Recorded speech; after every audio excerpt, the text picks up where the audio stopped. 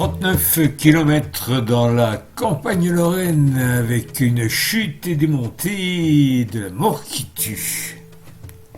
Bonjour à tous.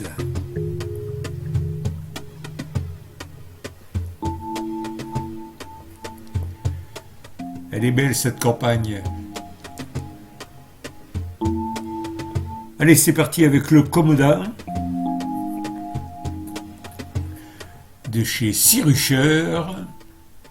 Là, c'est une belle descente caillouteuse. Et on va rentrer dans le village de Krun.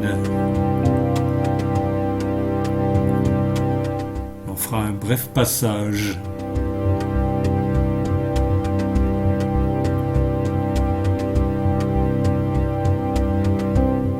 Voilà, on quitte le village de Krun et on grimpe la première côte, qui est sur la voie stratégique qui relie Morfontaine à Hérouville.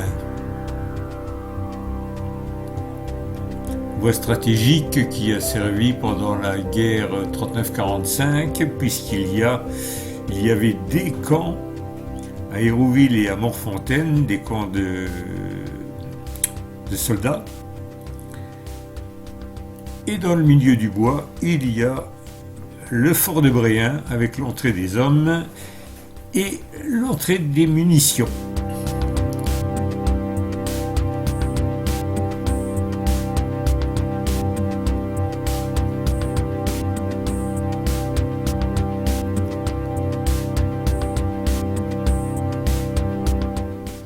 Alors dans cette forêt, il y a plein d'animaux, il y a des biches, il y a des renards, des blaireaux.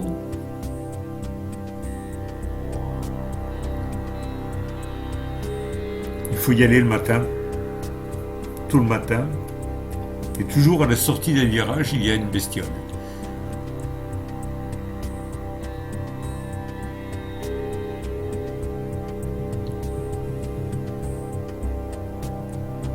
Le chemin n'est pas trop cabossé. Le temps est sec pour une fois. Donc il n'y a pas de grosses flaques.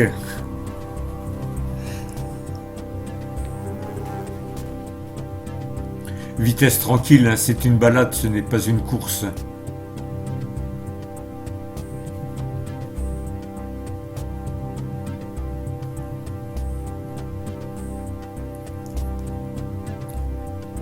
On voit que l'humain n'est pas souvent présent.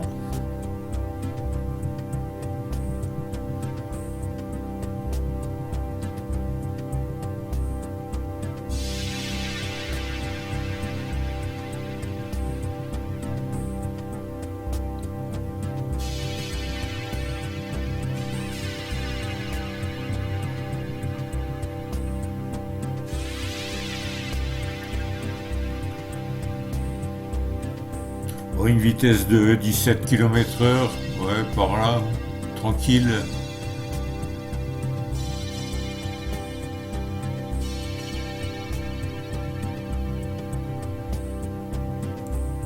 Les bûcherons.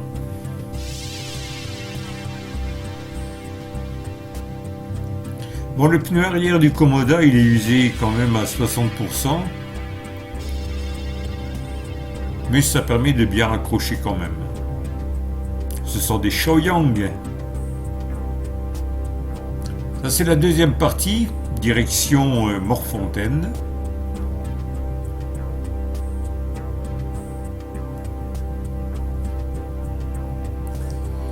Et là, je vais tourner à gauche.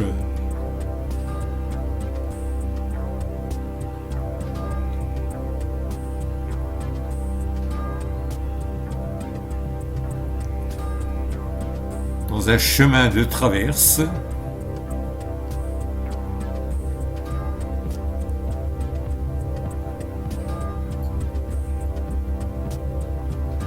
Voilà.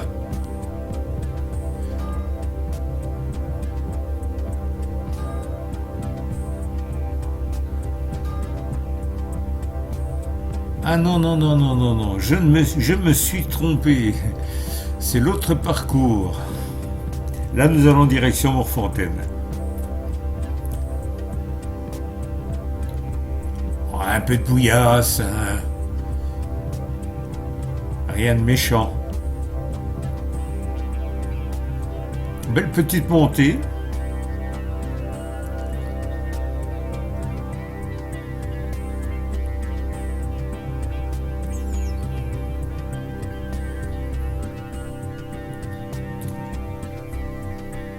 Nous arrivons dans la forêt domaniale de Villers-la-Montagne.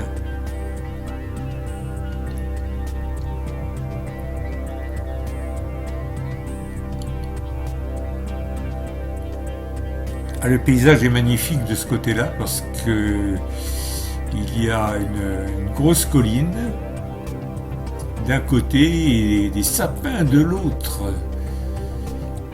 Et on va voir bien sûr mes amis les vaches.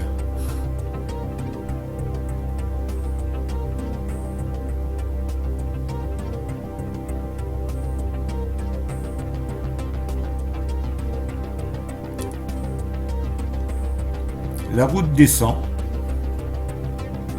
légèrement,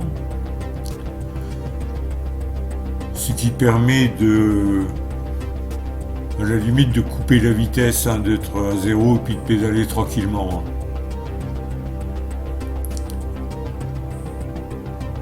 Voilà. Là, je suis debout, tranquille, et ça descend.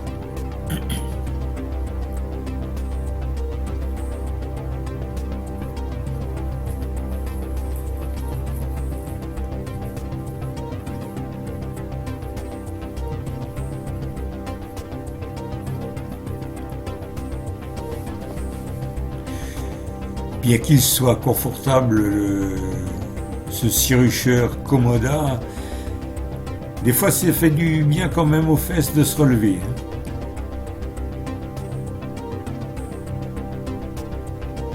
Voilà.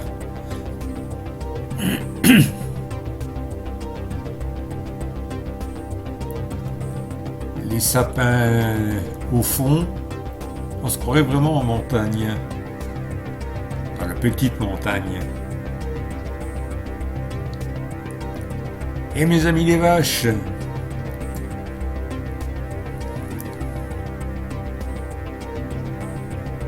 Or là, on aborde une grande montée, caillouteuse. Car quand il pleut, c'est une sorte de petit torrent qui descend sur le côté. Et ça monte, et ça monte, et ça monte, et ça monte. Vitesse 3. Vitesse 4.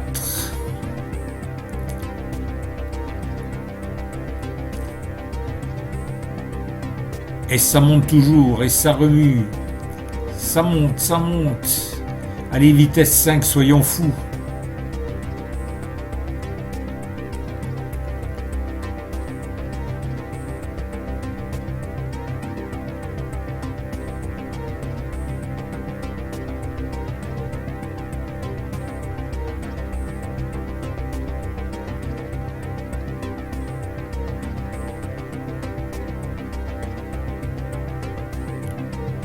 Bon, vitesse 5 quand même, on atteint les...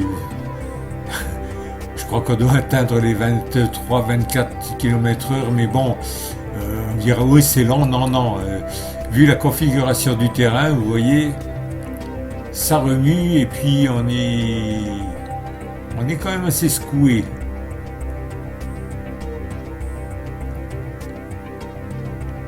Et ça monte toujours.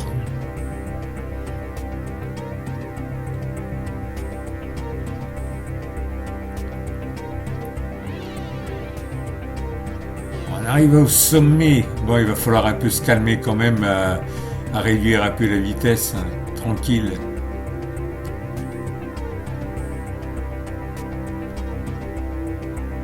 Ah, c'est une sacrée montée, hein.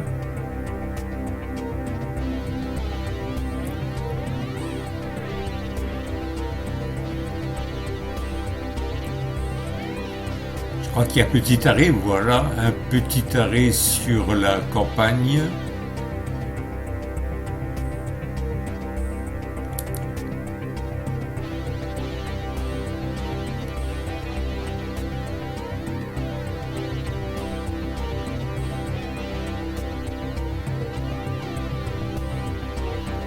Et puisque ça a monté, maintenant ça redescend.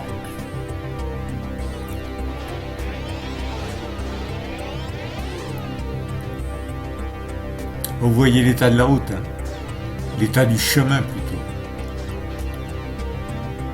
La caillasse, ça roule, les décrochements de bitume, et ça descend, voilà. Et hop, on a une autre montée, une grande montée, devant.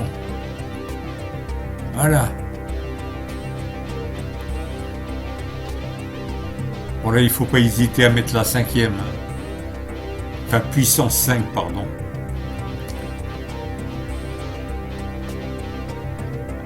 Avec de temps en temps la roue avant qu'il décolle. Et ça monte, et ça monte. Donc en fin de compte, j'ai voulu faire ces tests de côte pour montrer le couple qu'a le Komoda. Ah, ça monte toujours, toujours, toujours. Il a un couple de 80 Nm.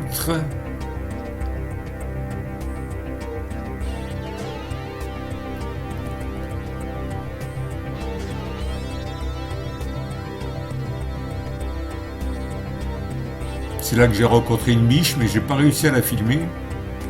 C'est barré vite fait bien fait. Alors je vous dis pas, quand il pleut, c'est la bouillasse, une bouillasse d'enfer. Et on continue toujours à monter.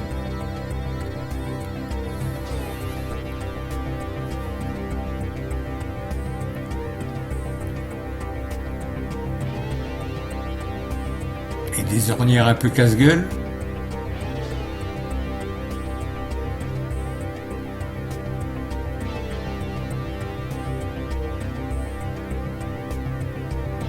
On rentre dans une partie du bois pour retourner sur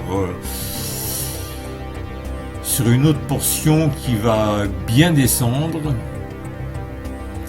et qui elle est un véritable torrent quand il pleut, puisqu'il y a une accumulation des eaux. Voilà, allez, on redescend.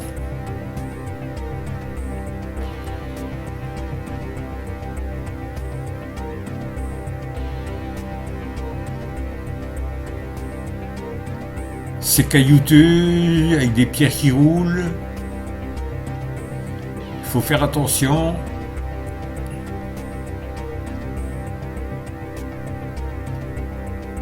Choisir toujours le bon endroit assez plat pour pouvoir passer.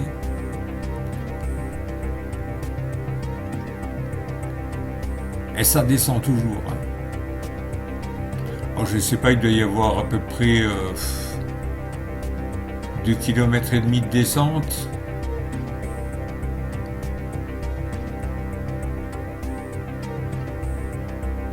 Et qui dit descente, dit montée de l'autre côté là, en face, voilà.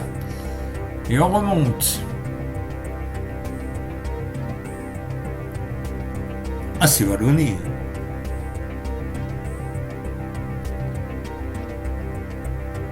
Ça monte là aussi, vitesse puissance 5.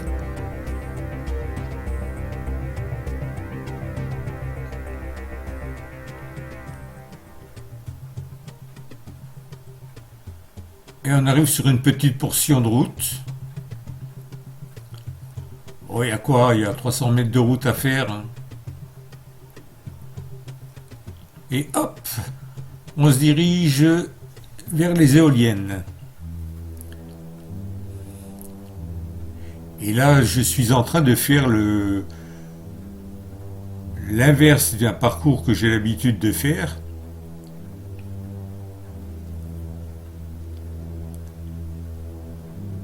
Une vue sur les éoliennes de Filière.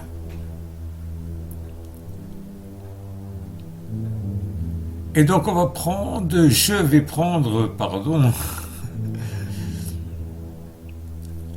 un chemin que je connais, que j'ai pris il y a 2 semaines de ça.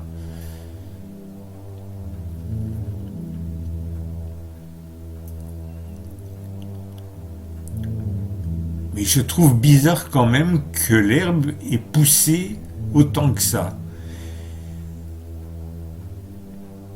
Bon, l'herbe a poussé. Elle est au niveau de la roue. Et puis ça monte, ça monte. Je ne vois plus le chemin. L'herbe est au niveau du guidon. Et je roule. Non mais c'est pas possible, j'ai dû me tromper. C'est pas le bon chemin.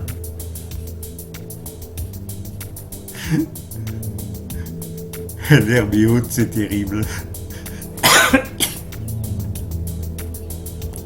Et là, ce qui devait arriver arriva.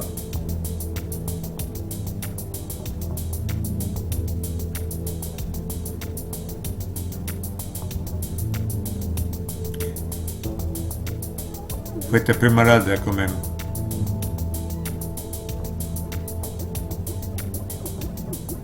Et le Komoda il passe.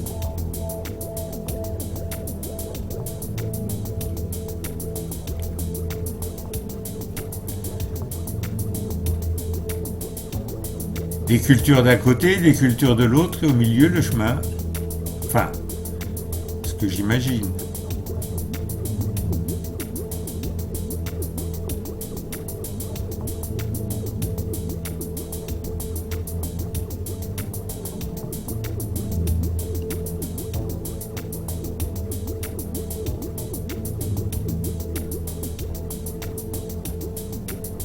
Et voilà. J'ai pris le rebord du champ, la roue avant glissée dans l'herbe, je me retrouve sur le dos, pas de mal, hein, rien du tout, hein, l'herbe était vachement épaisse, donc je suis au milieu des champs, il y a des biches qui traversent le champ, il y en a une qu'on doit voir, mais bon. Je ressors le vélo et en fin de compte, je suis obligé d'aller retrouver un chemin à pied, en poussant le vélo, qui n'est pas si lourd que ça malgré ses 32 kilos.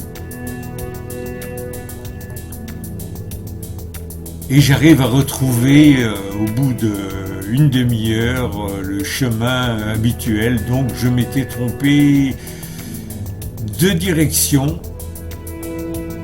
et c'est bien fait pour ma gueule.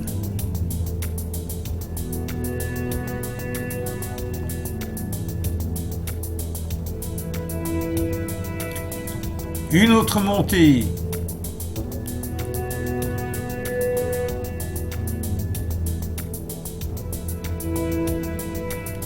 Et nous allons arriver à Filière.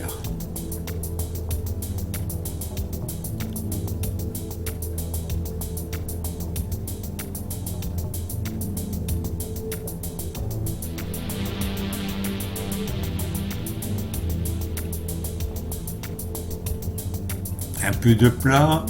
Ah, ici, quand il pleut aussi, c'est une catastrophe.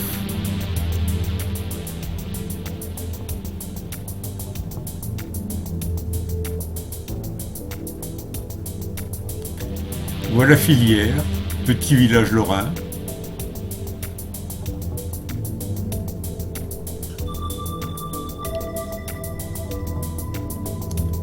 Et je vais aborder une grande descente sur la route. Bon, il n'y a pas trop de circulation. Je dirais même qu'il n'y a pas de circulation du tout.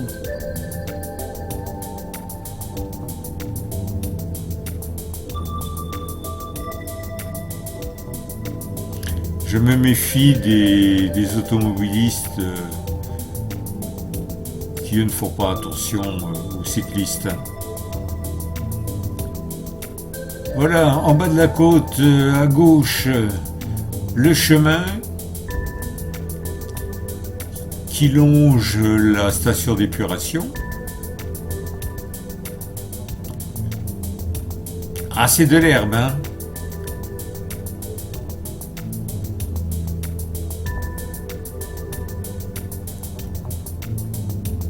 On voit qu'il n'y a pas beaucoup de passages parce que l'herbe est assez haute.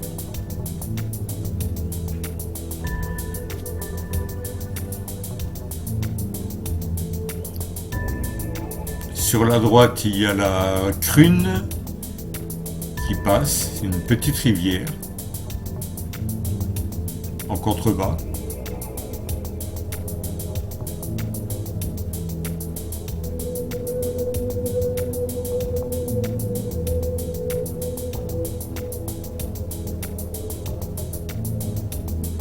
On va passer en dessous du pont de l'ancienne voie ferrée au dalles roman tiercelé.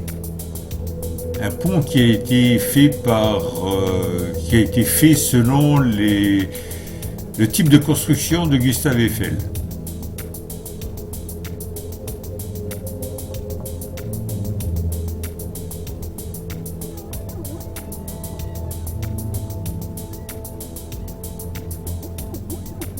Ah oui, pas beaucoup de passages, les branches qui traversent. Pour le plaisir, hein. Voilà le pont. Enfin, on voit pas grand chose, mais bon.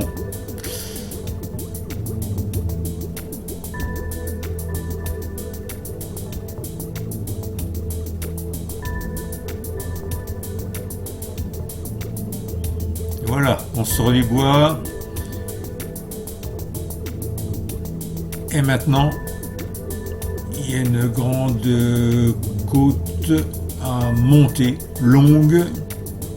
Déjà, il y a 500 mètres de route à faire pour arriver à cette piste-là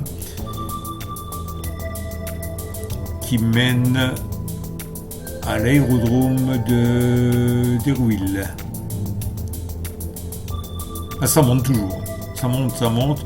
C'est pas vraiment pentu. On va dire que c'est quoi, du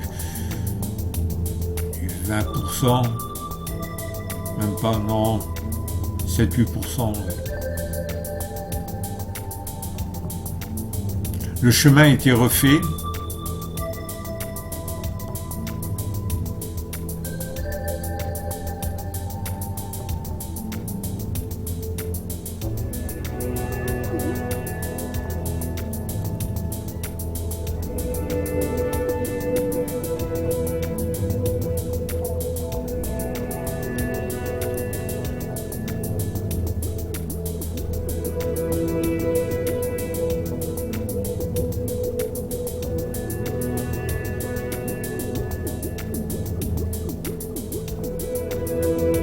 Ça monte toujours, léger, mais ça monte. Voilà, on quitte l'aérodrome. Et puis on va rentrer tout doucement. Hein. On aura fait 39 km environ.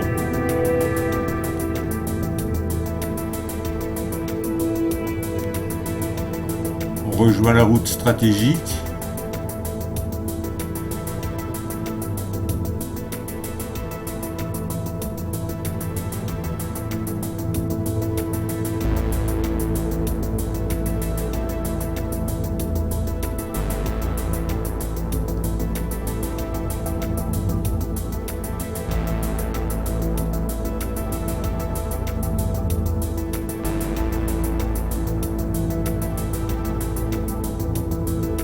Une petite descente aussi caillouteuse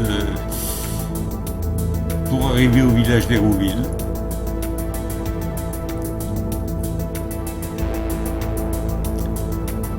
La 30 passe en dessous de ce pont. Et voilà, une petite descente, roue libre. 42 km/h, 43. Ça va vite quand même.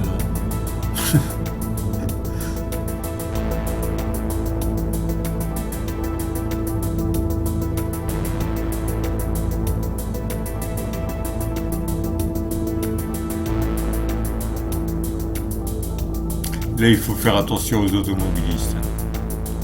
Crune, son église, le village qu'on avait au début de la vidéo. Et voilà, j'arrivais par le chemin qui est à droite, si vous vous souvenez. Vous allez voir. Et hop, voilà. Et notre montée, caillouteuse toujours. Et c'est fini. Allez, à la prochaine, bye bye.